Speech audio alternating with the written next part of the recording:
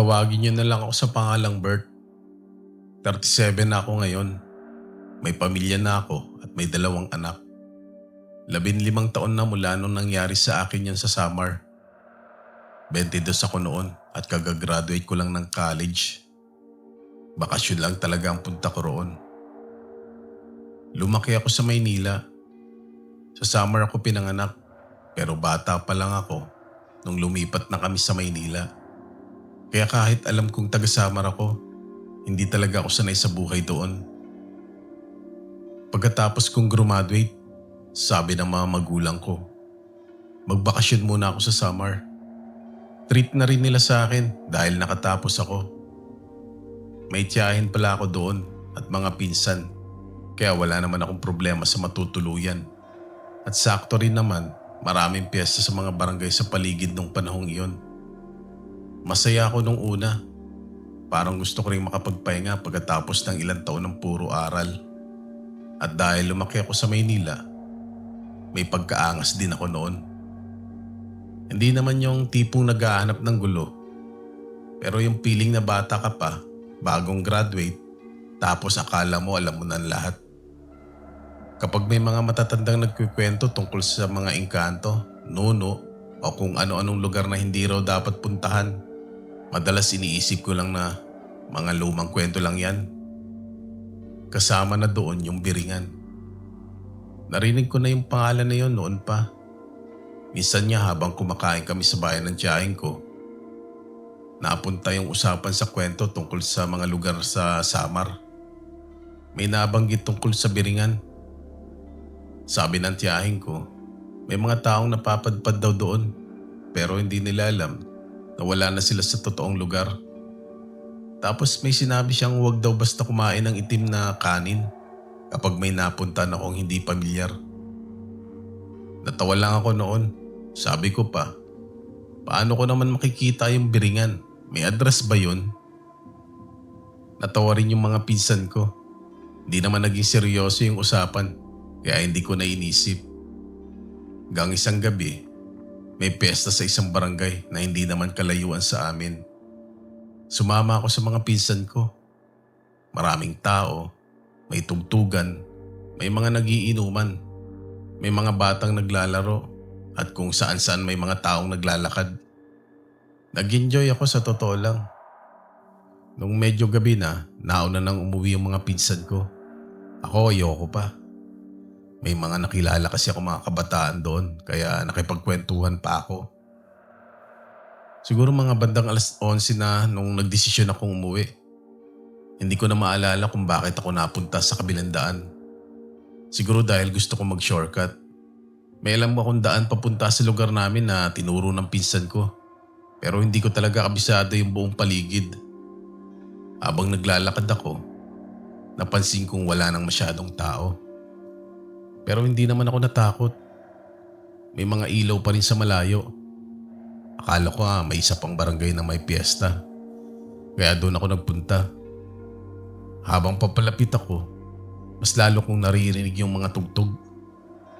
May mga ilaw. May mga taong naglalakad. May mga bahay. Naisip ko pa, may piyesta rin pala dito. Hindi ko alam kung anong barangay yon. Pero dahil mukhang may tao naman, hindi na ako nagdalawang isip. Pagpasok sa lugar, unang napansin ko yung mga bahay. Malalaki. May mga bahay na 2 palapag. May iba na mas mataas pa. Magaganda rin yung mga ilaw sa paligid. Malinis yung mga kalsada. Pero ang pinakanapansin ko talaga yung mga tao. Hindi ko alam kung paano ko ipapaliwanag. Halos lahat ng nakikita ko, maayos ang itsura. Magaganda yung mga babae. Gwapo naman yung mga lalaki. Parang ang linis tignan ng lahat. Walang mukhang pagod. Walang mukhang nagmamadali. At lahat parang masaya. May piyesta talaga. May mga nakahandang pagkain sa mga mesa. May mga taong nag-uusap. May mga bata. May mga tumatawa. Kaya lalo akong naging kampante. Hindi ko naisip na may mali. Ang nasa isip ko lang noon, ang ganda pala dito. Di nagtagal, may isang babae akong napansin. Siguro mga kaedad ko lang siya. Di ko alam kung dahil sa lugar o dahil talaga maganda siya. Pero siya yung unang tao na talagang napatingin ako. Hindi yung simpleng napansin lang. Talagang napatingin ako. Nung nagkasalubong kami, ngumiti siya sa akin. Tapos siya pa yung unang nagsalita. "Bisita ka?" Sabi ko, "Oo." "Taga saan?" "Sa Manila." "Ah, mag-isa ka?" "Oo, galing lang ako doon sa kabilang piyestahan." Tapos ngumiti lang siya. "Dito ka muna." Sabi ko, "Baka hinahanap na ako ng mga pinsan ko. Ang aga pa," sabi niya. Napangiti lang ako. Hindi ko alam kung bakit pero ang gaan niyang kausap. Parang matagal na kami magkakilala. Tinanong niya kung kumain na ba ako. Sabi ko, "Kumain na ako bago umalis sa piyesta." Sabi niya, "Hindi pa yun. Kain ka dito." Itinuro niya ang mga nakahandang pagkain.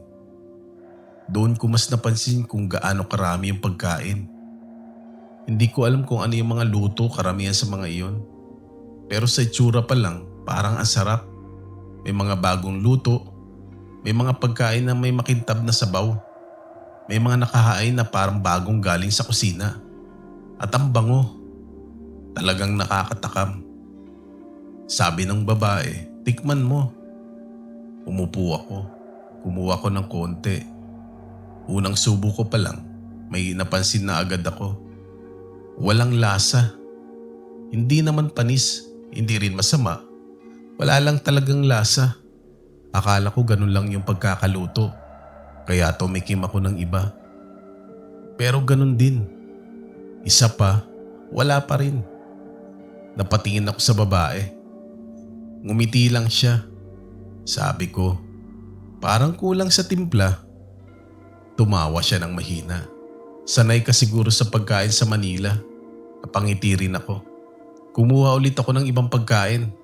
Pareho. Parang kumakain lang ako ng bagay na may texture pero wala talagang lasa. Pero dahil gutom ako at ang ganda naman ng itsura ng pagkain, hindi ko pa rin iniisip na may kakaiba. Sabi ng babae, "Tikman mo ito." May itinuro siya sa isang mangkok. May kanin doon na maitim ang kulay. Doon ko biglang naalala yung sinabi ng tiyahin ko, yung tungkol sa itim na kanin. Saglit akong natigil. Sabi ko, "Hindi ba yan yung..." Hindi ko na tinuloy. "Ano?" "Wala." Ngumiti siya. "Kumain ka na nga lang." Umiling lang ako. "Tikman mo lang. Baka kasi sumakit ang tiyan ko sa dami na ng kinain ko." Tumawa siya. "Isang subo lang, itry mo lang. Masarap talaga ito." Hindi ko alam kung bakit parang ang hirap niyang tanggihan. Siguro dahil gusto ko siya o baka dahil sa paraan niya magsalita. Hindi siya namimilit ng galit. Parang gusto lang talaga niyang matikman ko yung pagkain. Pero hindi ko kinain. Sa halip, kumuha ulit ako ng ibang mga pagkain. Wala pa rin talagang lasa. Sabi ko, "May asin ba kayo?" Tumigil siya. Hindi siya sumagot. Napatingin ako sa paligid. Yung mga taong kanina nag-uusap, parang biglang tumahimik. Yung tugtog na kanina rinig na rinig ko, biglang nawala. Tumingin ako sa babae. Hindi na siya nakangiti. Tapos sinabi niya, "Anong kailangan mo?" Sabi ko, "Asin lang." Wala siyang sinabi. Tumingin siya sa mga tao sa paligid at doon ko napansin na lahat sila nakatingin na sa akin. Hindi ko alam kung bakit. Wala namang gumagalaw. Parang naghihintay lang sila. Tumingin ulit ako sa babae. Medyo nagulat ako nung makita ko siya. Hindi na siya mukhang kasing bait kanina. Hindi naman nagbago ang mukha niya. Pero may iba sa tingin niya. Nagtanong siya, "Bakit kailangan mo ng asin?" Sabi ko naman, "Matabang kasi." Pagkasabi ko nun, biglang namatay yung mga ilaw sa paligid. Hindi isa-isa, sabay-sabay. Parang may pinatay na malaking switch. Nawala yung ingay ng mga tao. Nawala yung mga ilaw sa mga bahay. At sa loob lang ng ilang segundo, wala akong makita. Madilim. Sobrang dilim. Hindi ako makagalaw. Tapos may narinig akong mga yabag. Hindi ko alam kung saan ang gagaling. May narinig din ako mga boses. Pero hindi ko maintindihan. Parang maraming taong sabay-sabay nagsasalita pero malayo. Tapos biglang may malamig na hangin na tumama sa mukha ko. Napapikit ako. Hindi ko alam kung ilang segundo akong nakapikit. Pagmulat ko, nasa kakahuyan na ako. Nakaupo malapit sa isang puno. Hindi ko alam kung paano ako napunta doon. May mga dahon sa balikat ko. May putik yung pantalon ko. At yung paligid ko, wala nang kahit anong ilaw. Walang bahay, walang piyesta, walang tao, wala yung babae, wala yung mga pagkain. Kagubatan lang, puro puno. Hindi ko agad naintindihan kung nasaan ako. Tumayo ako. Tinignan ko yung paligid. May nakita kong pamilyar na puno. Doon ko napansin na parang malapit ako sa daan na dinaanan ko bago ko makita yung mga ilaw. Hindi ko na inalam kung tama ba yung hinala ko. Pero tumakbo na lang ako. Hindi ko na inisip kung madapa ako o kung saan ako pupunta. Ang gusto ko lang makabalik sa bahay ng tiyahin ko. Pagdating ko doon, madaling araw na. Bukas pa yung ilaw. Pagbukas ng pinto, halos mapatalon yung tiyahin ko. Tinanong niya kung saan ako nanggaling. Hindi ako agad nakasagot. Umupo muna ako, tapos uminom ng malamig na tubig. Tapos sinabi ko sa kanya ang lahat. Hindi ako pinagtawanan. Hindi rin siya nagulat na parang unang beses niyang narinig yung ganong kwento. Ang unang tanong niya sa akin, "May pinakain sa'yo?" Sabi ko, "Meron." "Anong kinain mo?" Sinabi ko lahat ng pagkain na natikman ko. Tapos sinabi ko yung tungkol sa itim na kanin at pati yung sa asin. Doon siya natahimik. Sabi niya, "Hindi ka kumain ng itim na kanin?" Sabi ko, "Hindi." Tinanong niya kung sigurado ako. Sabi ko, "Oo." Huminga siya ng malalim. Tapos sinabi niya sa akin na matagal na niyang naririnig yung mga ganong kwento mula sa mga matatanda. Hindi raw lahat ng napapadpad doon ay nakakaalis. May mga kwento raw na kapag tumanggap ka ng pagkain at nakakain ka ng pagkain na para sa kanila, mas mahirap nang makabalik. Pero hindi niya alam kung alin sa mga kwento ang totoo. Tinanong ko siya kung ano ang nangyari sa akin. Sabi niya, baka nakalabas ka dahil naghanap ka ng asin. Natawa ako ng kaunti. Hindi dahil nakakatawa. Siguro dahil hindi ko alam kung ano pa ang dapat kong maramdaman. Sabi ko, paano ko naman malalaman yon? At doon ko naisip yung sarili ko. Kung kumain ako ng itim na kanin, hindi ko alam kung nakauwi pa ako. Pero hanggang ngayon, hindi ko alam kung totoo ba talaga yung lugar na yon o kung paano ako nakarating doon. Pero isang bagay yung hindi ko makakalimutan. Yung babae, parang naiisip ko yung mukha niya. Malinaw pa rin. At minsan, naiisip ko rin na kung ano kaya ang mangyayari kung kinain ko yung inalok niya sa akin. Hindi ko rin alam.